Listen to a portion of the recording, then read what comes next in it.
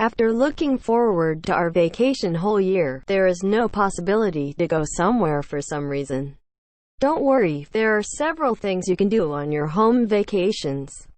1. Visit a faraway place. Pick different faraway places every day. Places might be your dream vacation places.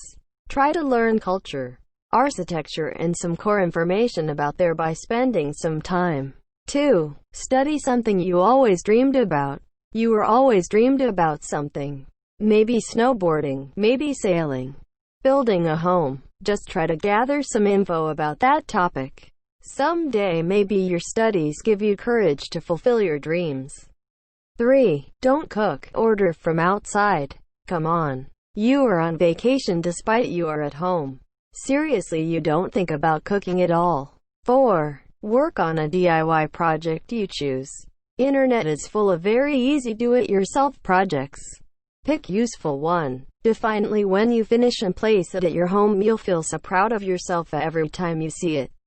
5. Think on investments over your vacation budget you didn't spend. You didn't spend money on flight tickets, accommodation, or tickets restaurants at all. Calculate how much money you saved and try to invest it somehow instead of wasting it.